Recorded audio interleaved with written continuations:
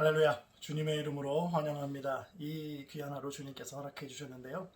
오늘 하루도 또 주님의 말씀으로 시작하시는 여러분들 주님의 이름으로 축복합니다.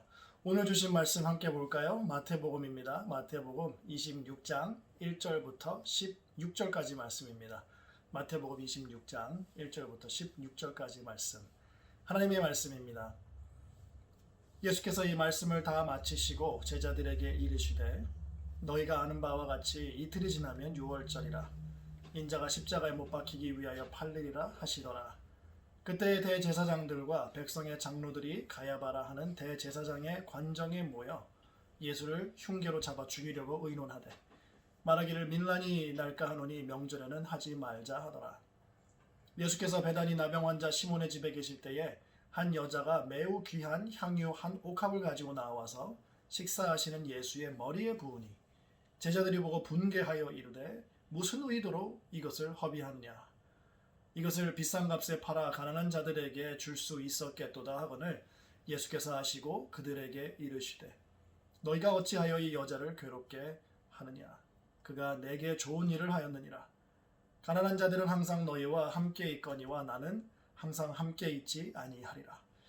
이 여자가 내 몸에 이 향유를 부은 것은 내 장례를 위하여 함이니라. 내가 진실로 너에게 이르노니 온 천하가 어디서든지 이 복음이 전파되는 곳에서는 이 여자가 행한 일도 말하여 그를 기억하리라 하시니라.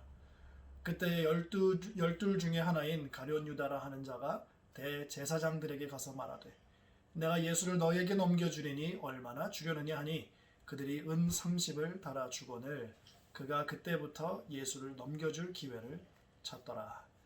아멘. 기도하시겠습니다. 할렐루야. 아버지 하나님 감사합니다. 아버지 하나님께서 이 귀한 하루 우리에게 허락해 주셨고 이 하루를 우리가 생명을 가지고 또 살아갈 수 있도록 또 주님께서 은혜 베풀어 주시니 감사를 드립니다. 주님 이 시간 주님의 말씀을 함께 나눌 때에 주님께서 제 입술에 말씀을 넣어주시고 또 저를 통하여서 선포해 주시사 주님 저를 가려주시고 오직 주님만이 나타나는 역사 주님 은혜 베풀어 주시옵소서. 모든 말씀 예수님의 이름으로 기도드렸사옵나이다. 아멘. 이제 이틀 후면 6월절이고요. 또 그때 예수님은 팔려서 십자가에 못 박히시고요. 또 이 세상을 그렇게 마감하실 겁니다. 예수께서 이 말씀을 하시던 그 같은 날, 그 같은 시간에는요. 대제사장들과 장로들이 모여서 어떻게 하면 예수님을 잡고 죽일까 의논을 하는데 예수님의 말씀과는 다르게 유대인의 최대 명절인 유월절은 지나고 나서 잡아 죽이자고 결론을 내립니다. 유월절은요 출애굽을 기념하는 명절이죠. 유대인들에게는 최대 명절이고요. 그때 수많은 유대인들이 제사를 드리기 위해서 예루살렘으로 들어왔었습니다. 이때 얼마나 많은 사람들이 모였었는지 역사가 요세푸스가 잘 알려주고 있는데요. 당시 예루살렘에 모여들었던 엄청난 숫자의 유대 군중들은 로마 통치자들에게는 매우 위협적인 거였습니다. 그래서 이게 얼마나 위협적인가를 네로 황제에게 이해를 시켜주기 위해서 대제사장으로부터 6월절에 제물로 드리기 위해 잡는 양의 숫자를 조사해달라고 요청을 했다고 합니다. 그래서 이때 조사한 바에 의하면 25만 6,500마리의 양이 제물로 바쳐진다는 기록이 있습니다. 양 한 마리에 10명에서 많게는 20명 정도가 한 무리가 되어서 이 희생양을 잡아 제사를 드리게 되는데 이제 이렇게 본다고 하면은 약 한 200만 명 정도, 200만 명 이상이 되겠네요. 200만 명 이상이 6월절 기간에 예루살렘에 모여들었다는 것을 우리가 알 수가 있습니다. 예루살렘으로 모여든 수많은 사람들 중에 호산나를 외치면서 예수님을 영접했던 사람들도 매우 많았을 것입니다. 그리고 예수님을 메시아로 믿고 따랐던 사람들이 많았기 때문에 이 6월절 기간에 공개적으로 예수님을 잡고 체포하고 그러는 행위는요. 이제 예수님을 받아들였던 또 메시아로 생각했던 사람들로 인해서 폭동이나 밀란이 일어날 수 있는 이 위험한 행동이라고 판단을 한 거죠. 그래서 유월절을 지내고 사람들이 다 자기 집으로 돌아간 다음에 좀 잠잠해졌을 때 예수님을 잡으려고 했던 것입니다. 정황상으로는 이들의 생각이 맞죠. 상당히 지혜로운 흉계입니다. 당연히 유월절을 피해서 잡아야지만 또 조용히 자기들의 이 악한 계획을 이행하기 아주 수월했을 텐데요. 그렇지만 주님의 계획은 구약에서도 보여주신 것처럼 하나님의 역사와 계획까지도 한치의 오차 없이 모든 말씀을 이루시고 또 유월절에 흘린 양의 피가 이스라엘의 장자들을 구원했던 것처럼 모든 사람들을 위해서 장자이신 성자 하나님 예수 그리스도께서 대신 죽으신 것이죠. 유월절에 그의 피를 덮은 사람들을 구원하시기 위해서. 오늘 정해진 본문을 보게 되면요, 이 두 개의 스토리가 나타납니다. 예수님의 이 말씀, 그리고 다음에 이제 향유 옥합을 둘러싼 스토리, 이 두 개의 스토리가 나오는데 이 두 스토리가 흐름도 그렇고요, 시간 순서도 맞지 않습니다. 원래 이 향유 옥합 스토리가 예수님께서 예루살렘에 들어가시기 전에 베다니에서 일어난 사건이잖아요. 그래서 맞지 않습니다만 이 두 개의 스토리가 공통적으로 가지고 있는 주제가 있습니다. 그것이 뭐냐면 바로 예수님의 죽음에 대한 값입니다. 가격입니다. 인간이 아무리 머리를 쓰고 지혜를 짜낸다 해도 주님의 구속사에 관련된 계획은 모두 주님의 뜻과 계획대로 성취가 됩니다. 밀란이 일어날까 해서 유월절을 피하려고 했죠. 오히려 한마음 한뜻으로 이 모든 사람들이 예수님을 어떻게 했습니까? 유월절에 십자가에 못 박았잖아요. 이게 주님의 뜻이고 주님의 계획 가운데 이 악한 흉계를 가지고 유월절 이후에 하려고 했던 것도 주님의 계획의 성취에 들어맞습니다. 모든 말씀은요, 주님의 뜻대로 성취됩니다. 그리고 예수님의 죽음 또한 주님의 뜻 가운데에 주님의 순종을 통해서 성취를 하십니다. 주님의 죽음에는 값이 있었고요. 그리고 하나님께서는요, 끈질기도록 대가를 꼭 지불하시거나 또 지불하게 하신다는 것을 우리는 율법을 통해서 알 수 있는데, 그래서 예수님의 죽음에도 그것이 똑같이 적용이 되는 것입니다. 죽음도 값이 매겨집니다. 누군가를 죽였을 때 목숨으로 갚아야 되죠. 그리고 내 소가 누군가를 받아서 상처를 내거나 죽였을 때에는 뭐 목숨으로든 돈으로든 뭐 소로든 그에게 합당한 대가를 지불을 했어야만 됐습니다. 그래서 밸런스 제로를 만들었어야 되는 겁니다. 그래서 눈에는 눈, 이에는 이라는 그 율법의 개념이 성립이 되는 것입니다. 민수기 3장을 보게 되면은 하나님께서 출애굽 때에 10번째 재앙에서 모든 장자를 죽이시잖아요. 그 이후에 이스라엘의 장자를 다 자기의 것으로, 하나님의 것으로 거룩하게 구별하셔서 취하십니다. 그 이후에 모든 이스라엘의 장자 대신 레위인을 장자로 삼으시는데요.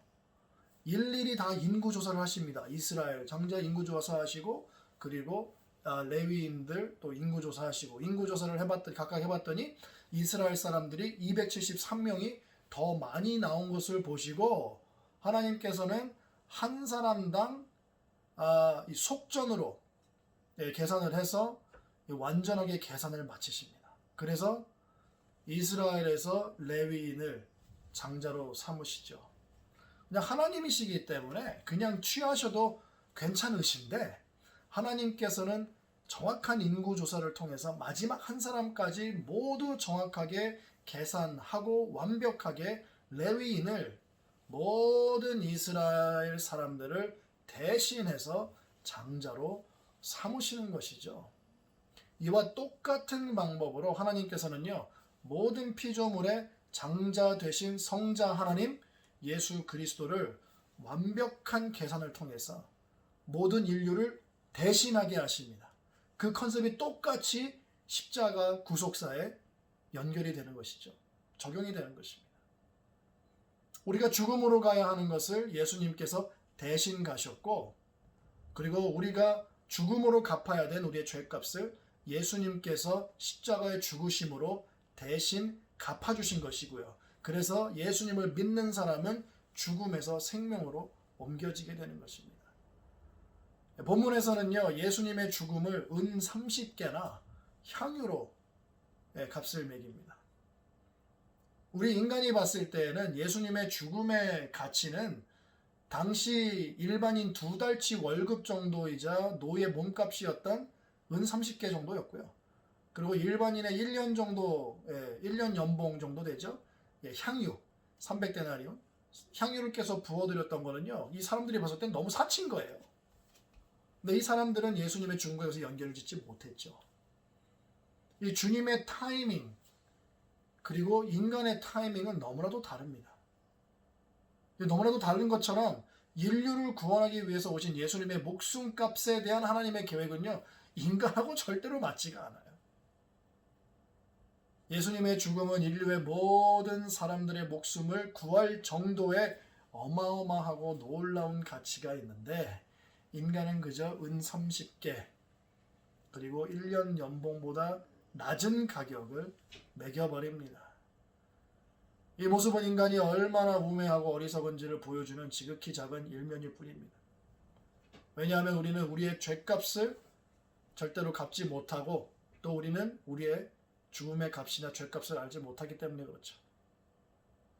지존하신 하나님의 법대로는 인간의 죄값은 죽음이기 때문에 인간이 죽는 것은 자기 죄 때문에 죽는 것입니다. 그래서 지극히 당연한 것이고요. 그렇기 때문에 우리가 죽을 때는 죄로 인해 죽은 거기 때문에 제로 밸런스가 되겠죠. 남는 게 없습니다. 죄에 대한 법정 판정은요, 죽음이에요. 그 죽음은 하나님과 영원히 분리되는 것이어서 하나님께서 특별히 정해주신 지옥으로 가게 되어 있습니다. 예수님이 없는 사람들. 그래서 예수님을 믿지 않는 사람들의 선행은 죽음으로써 그 죄값이 제로가 되기 때문에 당연히 상급이 있을 수가 없죠. 반면에 예수님을 믿는 사람들은 예수님을 믿는 그 순간 우리의 죄값을 예수님께서 자기의 죽음으로 벌써 다 계산을 하시고 청산을 하셨기 때문에 우리가 예수님을 믿는 그 순간이 바로 죄값이 청산되는 순간이고 밸런스가 제로가 되는 순간입니다. 그 순간 영적 위치가 어둠에서 빛으로 옮겨지게 되는 것이죠. 그것이 바로 골로새서 1장 13절에서 말씀하고 있는 우리를 흑암의 권세에서 건져내사 그의 사랑의 아들의 나라로 옮기셨으니, 그 말씀입니다. 그래서 구원받은 그 순간부터 믿음을 가지고 주님을 기쁘게 하는 모든 선행과 행위에 대해서 하나님께서는 상급을 주실 것이라고 히브리서 11장 6절은 약속을 우리에게 해주고 있는 것이죠. 구원받은 것도 사실 감사한데 상급까지 주시니 얼마나 감사합니까? 우리는 평생 감사로 사는 거예요. 그래서 생명이 있고, 그리고 우리가 할 수 있을 때에 주님을 위해서 사는 것, 주님께서 말씀하신 대로 사는 것이 참으로 중요합니다. 그것이 바로 우리의 삶의 목적 아닙니까? 우리는요, 우리 삶은 목적이 있는 사람들입니다. 목적대로 살아갈 때 주님께서 상급을 주시나요? 얼마나 감사합니까? 주님을 기쁘시게 하는 행위가 바로 오늘 본문의 이 여인이 한 행동입니다. 이 여인이 한 행동은요, 여러모로 이상한 행동이었어요. 축제 때에는요, 식사 전에 기름 붓는 일은 있었습니다. 그렇지만 식사 도중에 이렇게 기름을 붓는 일은요, 없었습니다. 그리고 돈도 없는 사람이 너무나도 비싼 향유를 깨서 부은 거죠. 그러니까 사람들이 막 뭐 하는 짓이냐고, 허비하냐고 말하는 거죠. 향유가 가지고 있는 여러 가지 의미가 있겠습니다. 그러나 예수님께서는요, 자기의 죽음을 위해 향유를 부은 이 여인의 행위를 그대로 받아주시고요. 그리고 덧붙여서 말씀하시는 게, 이 복음이 전파되는 곳에는 이 여인의 행위도 함께 기억될 것이라고 말씀하십니다. 왜냐하면 이 여인이 한 방울도 남기지 않기 위해서 옥합을 깬 그 행위, 그래서 향유를 예수님께 아낌없이 부은 행위는요, 한 방울도 아끼지 아니하시고 십자가에서 모든 피를 쏟으신 예수님을 기념한 것이기 때문에 그렇습니다. 그래서 이 여인의 행동은 복음이 전해질 때 기억해야 하는 이유예요. 복음을 받은 사람들은 복음을 위해서 이 여인처럼 한 방울도 남기지 않아야 됩니다. 비판과 멸시의 시선에도 아랑곳하지 않고 오직 예수님만 바라보고 제자와 종교 지도자들도 감지하지 못했던 예수님의 죽음을 미리 기념했던 이 여인. 예수님은 모든 인류를 위해서 죽으셨지만 주님만 바라보았던 아주 가끔씩 나타나는 지극히 낮은 사람들의 충성과 믿음의 행위를 주님은 매우 높게 사십니다. 그리고 매우 기뻐 받으십니다. 인간의 생각과 하나님의 뜻은 항상 다른 것 같습니다. 기쁨이 은 30개와 향유를 1년 연봉으로 보게 된다면 진정한 기쁨을 누리기는 참으로 어려울 것 같습니다. 그래서 하나님의 뜻을 찾아서 하나님의 뜻대로 사는 것이 기쁘고 풍성하게 사는 비결입니다. 왜냐하면 기쁨과 소망은 믿음에서 오기 때문에 그렇습니다. 로마서 15장 13절 말씀은요, 소망의 하나님이 모든 기쁨과 평강을 믿음 안에서 너희에게 충만하게 하사 성령의 능력으로 소망이 넘치게 하시기를 원하노라. 소망의 하나님이 성령의 능력으로 소망을 넘치게 하신답니다. 그래서 믿음 안에서 기쁨과 평강을 끊임없이 믿음의 사람 가운데에 충만케 하신다는 말씀이에요. 지속적인 거죠. 끊임이 없습니다. 사랑하는 성도 여러분, 은혜와 믿음을 통해서 죽음에서 생명으로 옮겨진 우리는 주님이 기뻐하실 때 향유 옥합을 완전히 깨서 한 방울도 남기지 않고 주님께 부어드리는 것, 그 기쁨과 평강이 넘치는 믿음의 모습으로 지금부터 주님 만나는 그 순간까지 살아가시기를 우리 구주 예수님의 이름으로 축복합니다. 기도하시겠습니다. 할렐루야. 아버지 하나님 감사합니다. 아버지 하나님께서 독생자 예수 그리스도를 통하여서 우리를 죽음에서 생명으로 옮기시고 또 사망의 권세에서 흑암의 권세에서 아들의 나라로 옮기셨습니다. 아버지 하나님, 우리가 한 것이 무엇이 있습니까? 예수 그리스도를 믿은 것뿐입니다. 그러나 그것으로 인해서 주님께서는 우리의 죄값을 독생자 예수 그리스도의 그 피로 완전히 깨끗하게 청산해 주셨고, 또 예수님을 믿는 그 순간부터 주님의 뜻대로 주님을 기쁘시게 하는 그 모든 믿음의 행위를 주님께서 기뻐 받으시고 또 상급을 주시는 주님의 은혜와 축복, 주님, 우리는 무한 감사합니다. 평생 감사합니다. 아버지 하나님, 매일매일 주님 만나는 그 순간까지 주님께서 기뻐하시는 때에 우리도 우리의 옥합을 깨어 한 방울도 남기지 않고 주님께 부어드리는 믿음의 성도로 살아가는데 조금 더 부족한 점 없도록 오늘 하루도 은혜로 함께하여 주시옵소서. 주님, 오늘도 우리를 보호해 주시고 눈동자처럼 지켜주시고 주님께서 함께해 주시기를 원합니다. 모든 말씀 예수님의 이름으로 기도드렸사옵나이다. 아멘.